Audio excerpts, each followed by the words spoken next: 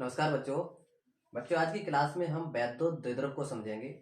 तो वैद्युत द्विध्रुव जो होता है, हम पहले वैद्युत द्विध्रुव की परिभाषा समझेंगे। वैद्युत द्विध्रुव, इलेक्ट्रिक डाइपोल। ये वैद्युत द्विध्रुव क्या है हम पहले समझ लेते हैं। वैद्युत द्विध्रुव में दो बिंदु आवेश परस्पर बहुत ही सूक्ष्म दूरी पर रखे हुए होते हैं और दोनों आवेशों के परिमाण बराबर होते हैं। परिमाण में ये दोनों आवेश बराबर होंगे, लेकिन प्रकृति में ये विपरीत होंगे। इस आवेश की प्रकृति धनात्मक होगी और दूसरे आवेश की प्रकृति ऋणात्मक होगी, लेकिन परिमाण दोनों आवेशों का बराबर होगा तथा दोनों आवेश अल्प दूरी पर स्थित होंगे। तो ये जो निकाय बनता है वही वैद्युत द्विध्रुव कहलाता है। वैद्युत द्विध्रुव का जो नेट आवेश होता है, कुल आवेश, वो शून्य होता है, क्योंकि अगर इन दोनों आवेशों को हम जोड़ेंगे तो प्लस और माइनस शून्य हो जाएगा। लेकिन वैद्युत द्विध्रुव का नेट आवेश तो शून्य होता है, लेकिन उसके कारण जो वैद्युत क्षेत्र उत्पन्न होता है वो शून्य नहीं होता। अगर हम कहीं पर भी, जैसे इस बिंदु पर हम वैद्युत क्षेत्र निकालें, तो यहाँ पर ये आवेश भी वैद्युत क्षेत्र क्रिएट करेगा और ये आवेश भी वैद्युत क्षेत्र क्रिएट करेगा। यहाँ पर इसकी दूरी कम है, इसकी ज़्यादा है, तो नेट आवेश शून्य नहीं आएगा। वहीं पर अगर हम केंद्र पर निकालना चाहें वैद्युत क्षेत्र, तो इस आवेश से दूरी और यहाँ से दूरी बराबर रहेगी, तो यहाँ पर वैद्युत क्षेत्र भी शून्य, प्लस की वजह से निकालेंगे तो सेट रहेगा, माइनस की वजह से इधर रहेगा, तो शून्य नहीं आएगा। वहीं पर निरक्षीय स्थिति में अगर हम किसी बिंदु पर निकालेंगे तो यहाँ पर शून्य, वैद्युत क्षेत्र तब भी नहीं आएगा। यानी वैद्युत क्षेत्र की तीव्रता जो होती है वैद्युत द्विध्रुव की वजह से वो शून्य नहीं होती है, नेट आवेश शून्य होता है। तो ये एक वैद्युत द्विध्रुव हो गया, ये निकाय हो गया। प्रत्येक वैद्युत द्विध्रुव में एक वैद्युत द्विध्रुव आघूर्ण होता है, जिसे हम पी वेक्टर से प्रदर्शित करते हैं। तो हम वैद्युत द्विध्रुव आघूर्ण की परिभाषा पढ़ेंगे। वैद्युत द्विध्रुव आघूर्ण किसी वैद्युत द्विध्रुव का द्विध्रुव आघूर्ण एक सदिश राशि होती है जिसका परिमाण दोनों आवेशों में से किसी एक आवेश के परिमाण तथा दोनों आवेशों के बीच की दूरी के गुणनफल के बराबर होता है, और इसको हम पी वेक्टर से प्रदर्शित करते हैं। तो वैद्युत द्विध्रुव आघूर्ण जो होता है वो होता है P vector equal to Q into 2l। यहाँ पर Q दोनों आवेश में से किसी भी एक आवेश का परिमाण रखेंगे, क्योंकि दोनों आवेशों के परिमाण बराबर होते हैं। तो एक आवेश ले लिया और दोनों आवेशों के बीच की दूरी 2l, इनका जो गुणनफल होता है वो वैद्युत द्विध्रुव आघूर्ण होता है और ये सदिश राशि होती है। ये आवेश अदिश राशि है, तो यहाँ पर अदिश गुणन की कोई जरूरत, एक नॉर्मल मल्टीप्लाई है, यहाँ पर अदिश गुणन नहीं है ये, क्योंकि अदिश गुणन में दोनों राशियों का, दोनों भौतिक राशियों का सदिश होना जरूरी होता है। आवेश यहाँ पर अदिश है, यहाँ पर 2l ये सदिश ले ली जाएगी, क्योंकि यहाँ से यहाँ तक का जो विस्थापन है, क्योंकि ये सदिश राशि है तो इसमें दोनों में से किसी एक का सदिश होना जरूरी है।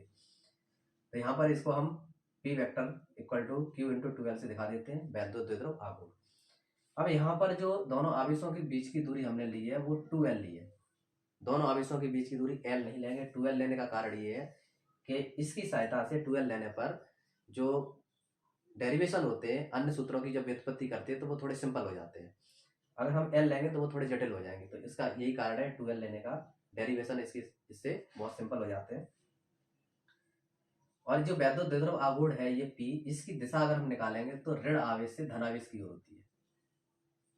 ये P वेक्टर की जो दिशा होगी वो ऋण से धन की तरफ होगी। ऐसा सिर्फ भौतिक विज्ञान में है, फिजिक्स में है। रसायन विज्ञान में इसका उल्टा होता है, वहां पर वैद्युत द्विध्रुव आघूर्ण की जो दिशा होती है वो धन आवेश से ऋण आवेश की ओर ली जाती है। यहाँ भौतिक विज्ञान में हम ऋण से धन की तरफ ही रखेंगे। मात्रक निकालेंगे वैद्युत द्विध्रुव आघूर्ण का, तो मात्रक बनेगा वैद्युत द्विध्रुव आघूर्ण का मात्रक।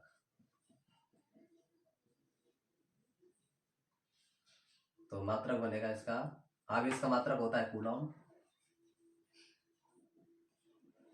और 2l दूरी है दोनों आवेशों के बीच की दूरी, उसका मात्रक होता है मीटर। तो इसका बन जाएगा कूलॉम इंटू मीटर। ये ऐसा ही मात्रक हो गया। अगर हम विमी सूत्र निकालते हैं इसका, तो विमी सूत्र होगा कूलॉम का हो जाएगा 80 और मीटर का एल। तो यहाँ से विमी सूत्र बनेगा ATL। एल को हम पहले लिख सकते हैं LTA। इस तरीके से हम बना देंगे विमी सूत्र। ये वैद्युत द्विध्रुव आघूर्ण का विमी सूत्र हो गया। वैद्युत द्विध्रुव आघूर्ण का एक अन्य मात्रक है जिसे हम डिवाई कहते हैं।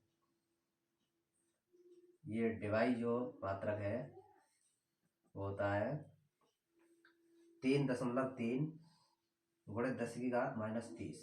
3.3 गुणित 10 की घात -30 कूलम इंटू मीटर। ये एक डिवाई जो वैद्युत द्विध्रुव आघूर्ण का मात्रक है डिवाई, वो 3.3 गुणित 10 की घात -30 कूलम इंटू मीटर के बराबर होता है।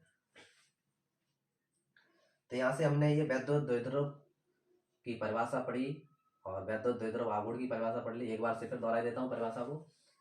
वैद्युत द्विध्रुव वह निकाय है जिसमें दो बिंदु आवेश परस्पर सूक्ष्म दूरी पर रखे होते हैं और दोनों आवेश परिमाण में बराबर तथा प्रकृति में विपरीत होते हैं। वैद्युत द्विध्रुव आघूर्ण जो है, प्रत्येक वैद्युत द्विध्रुव निकाय का एक द्विध्रुव आघूर्ण होता है जिसकी दिशा ऋण आवेश से धनावेश की ओर होती है और ये एक सदिश राशि होती है। इसका परिमाण किसी एक आवेश के परिमाण और दोनों आवेशों के बीच की दूरी के गुणनफल के बराबर होता है। वैद्युत द्विध्रुव का नेट आवेश शून्य होता है, लेकिन इसकी वजह से क्षेत्र की तीव्रता किसी बिंदु पर शून्य नहीं होगी। ये परिणामी क्षेत्र प्रदर्शित करता है, यानी किसी बिंदु पर इस द्विध्रुव की वजह से वैद्युत क्षेत्र उत्पन्न होता है। वैद्युत द्विध्रुव आघूर्ण का हमने मात्रक ये कूलम इंटू मीटर निकाल लिया, विमी सूत्र निकाल लिया LTA। इसका अन्य मात्रक डिवाई है जिसका मान 3.3 गुणित 10 की घात 30 कूलम इंटू मीटर होता है।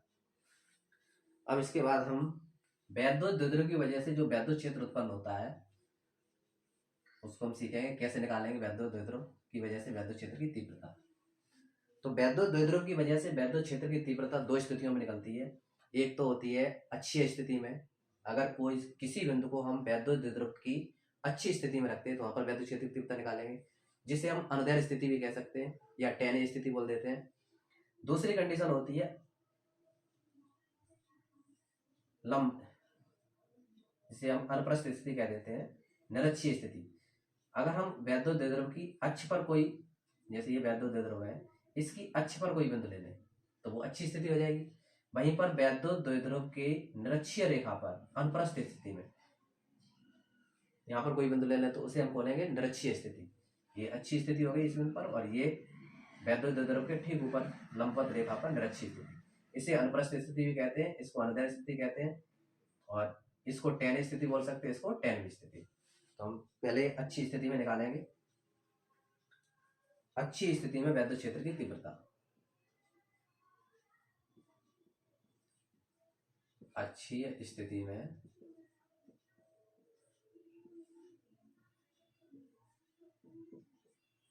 वैद्युत क्षेत्र की तीव्रता।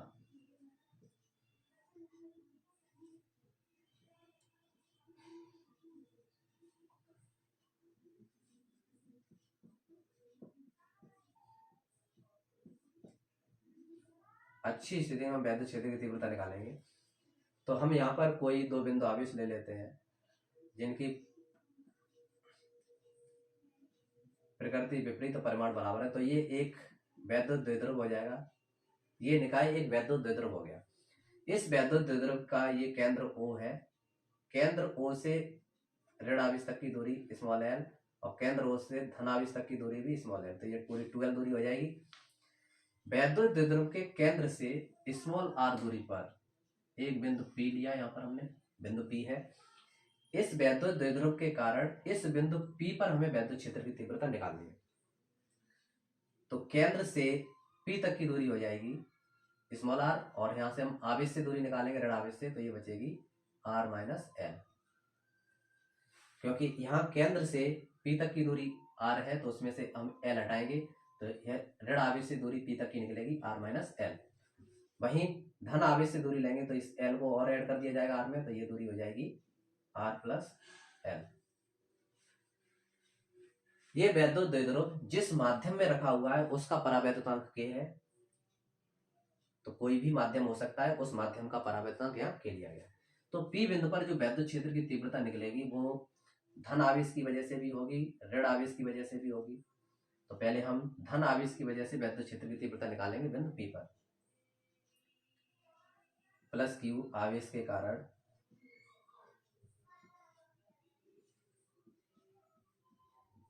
बिंदु P पर वैद्युत क्षेत्र की तीव्रता।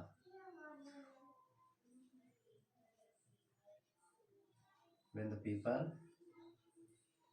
वैद्युत क्षेत्र की तीव्रता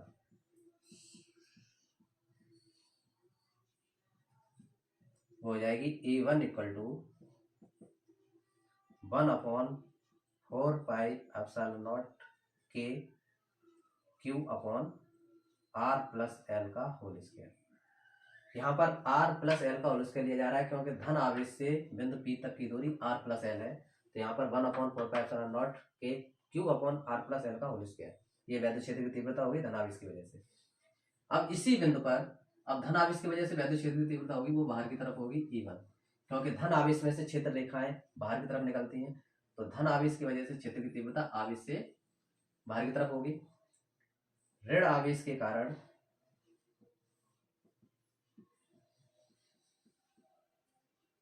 बिंदु P पर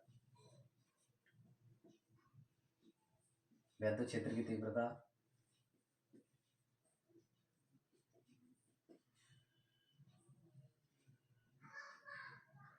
E2 इक्वल टू हो जाएगा 1/4πε0 के Q upon R minus L का होल स्क्वायर। अब यहाँ पर हम वैद्युत क्षेत्र की तीव्रता माइनस आवेश की वजह से निकाल रहे हैं, तो माइनस आवेश से बिंदु P तक की दूरी R माइनस एल दी गई है, तो हम यहाँ पर R माइनस एल लेंगे दूरी। आवेश माइनस की हुआ, लेकिन हमने आवेश का परिमाण लिया, मैंने चिन्ह नहीं लिया। चिन्ह न लेने का कारण ये है क्योंकि ये सदिश राशि है, हम जब इसकी दिशा ले लेंगे तो चिन्ह नहीं लेंगे, और जब दिशा पे ध्यान नहीं देते तो उसमें चिन्ह रखते हैं हम, तो अदिश राशियों में किया जाता है कि अदिश राशियों में दिशा होती नहीं तो वहाँ चिन्ह लेना जरूरी होता है। सदिश राशियों में हम दिशा पे ध्यान दे लेते हैं, दिशा के अकॉर्डिंग कैलकुलेशन करते हैं तो माइनस चिन्ह नहीं लेते। ऋण आवेश की वजह से वैद्युत क्षेत्र की तीव्रता होगी वो अंदर की तरफ होगी E2। अब ऋण आवेश की वजह से अंदर की तरफ इसलिए है क्योंकि ऋण आवेश में क्षेत्र रेखाएं प्रवेश करती हैं, अनंत से आती हैं रेखाएं और ऋण आवेश पे समाप्त होती हैं, तो यहाँ पर ऋण आवेश की तरफ वैद्युत क्षेत्र की दिशा हो जाएगी।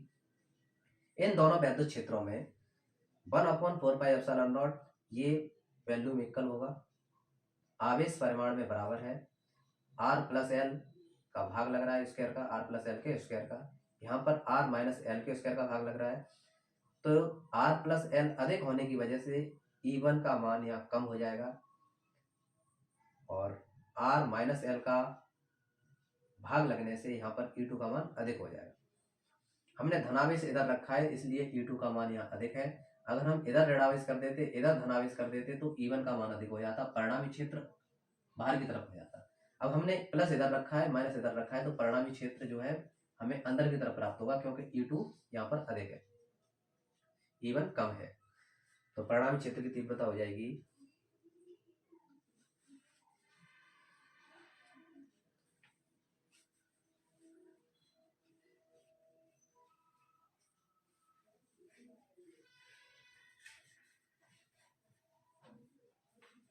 बिंदु P पर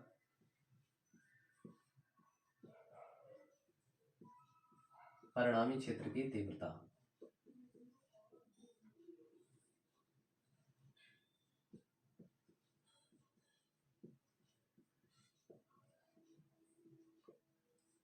बिंदु P पर अगर हम परिणामी क्षेत्र की तीव्रता निकालेंगे तो E equal to E2 minus E1, क्योंकि हमने पहले ही निकाल लिया था कि E2 जो था वो ग्रेटर देन था E1 से, E1 परिमाण में ज्यादा था E1 से, इसलिए हमने E2 में से E1 घटा दिया, तो परिणामी क्षेत्र की तीव्रता जो होगी उसकी दिशा भी E2 की साइड में ही मिलेगी, E2 अंदर की तरफ था तो परिणामी क्षेत्र भी अंदर की तरफ होगा।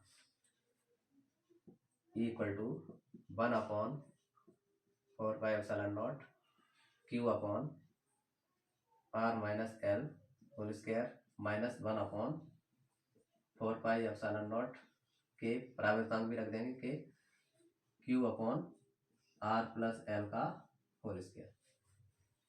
यहाँ से हम 1/4πε0 के और आवेश Q भी कॉमन ले लेते हैं, तो यहाँ बचेगा 1/R minus L whole square minus 1/4 R plus L का होल स्क्वायर। यहाँ से इसको सॉल्व करते हैं तो ये निकल के आएगा cube upon 4 pi epsilon naught के। एलसीएम लेंगे तो यहाँ हो जाएगा आर प्लस एल का whole square minus R minus L whole square upon R minus L whole square into R plus L whole square. हमने एलसीएम ले लिया।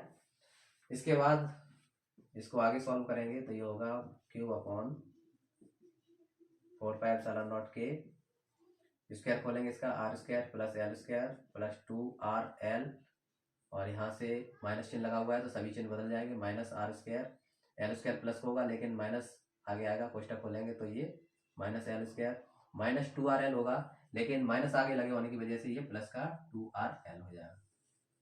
इधर एक बार घट रहा है एक बार जुड़ रहा है तो यहाँ पे वर्गांतर लगा देंगे हम। स्क्वायर पूरे पे लगाए वर्गांतर लगा करके हम स्क्वायर लगाएंगे। यहाँ आर स्क्वायर से आर स्क्वायर ये कैंसिल हो जाएगा एल स्क्वायर और 2RL और 2RL मिलकर के 4RL हो जाएगा। Cube upon 4 pi epsilon naught के इधर मिलेगा 2RL और 2RL 4RL upon R square minus L square whole square. इतना हमने ये निकाल लिया। इसके आगे हम करेंगे तो यहाँ पर वैद्युत क्षेत्र की तीव्रता equal two cube upon 4 pi epsilon naught के। यहाँ पर एल स्क्वायर जो है बहुत सूक्ष्म होगा क्योंकि एल भी सूक्ष्म है। हमने जो 12 दूरी ली थी वो दो आवेशों के बीच की दूरी थी जो परिमाण में बहुत सूक्ष्म थी। 12 जब सूक्ष्म है तो एल भी सूक्ष्म होगा। 12 का आधा हो जाएगा एल तो और भी सूक्ष्म हो जाएगा। एल का स्क्वायर करेंगे सूक्ष्म राशियों का स्क्वायर करते हैं तो और भी सूक्ष्म हो जाती है तो एल स्क्वायर आर स्क्वायर की तुलना में बहुत नगण्य होगा तो इसको हम छोड़ सकते हैं। तो यहाँ से हम एल स्क्वायर को इग्नोर कर देंगे। यहाँ पर लिखेंगे L square more less than R square तो इसको हटा देंगे तो यहाँ पर बचेगा ये 4RL अपॉन आर की पावर 4। एल स्क्वायर हमने छोड़ दिया तो आर स्क्वायर का स्क्वायर करेंगे आर की पावर 4 हो जाएगा। यहाँ से आर काटेंगे तो ये पावर 3 बचेगा। यहाँ equal two cube upon 4 pi epsilon naught के और 4L अपॉन आर क्यूब। यहाँ से हमें पता है कि वैद्युत द्विध्रुव का जो आघूर्ण होता है वो Q इंटू 2L होता है और यहाँ हमें प्राप्त हो रहा है Q इंटू 4L तो इसमें से 2 हम बाहर निकाल लेंगे और Q इंटू 2L की जगह P रखेंगे। ये होता है सेंस लगा के लिख दिया हमने cube equal to E equal to 1 upon 4 pi epsilon naught के और हमने 2 यहाँ से बाहर ले लिया 2 बाहर निकाल लिया तो हमें बचेगा 2L इंटू क्यू और वो हो जाएगा P अपॉन आर क्यूब।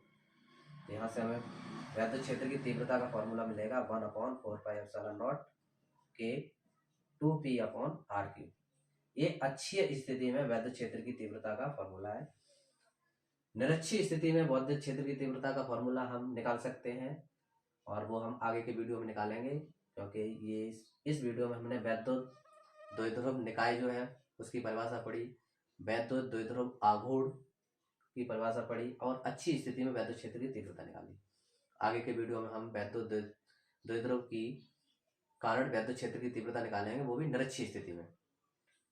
तो चैनल को सब्सक्राइब करें आप और कमेंट करें लाइक करें और आगे की पढ़ाई अपनी करते रहें।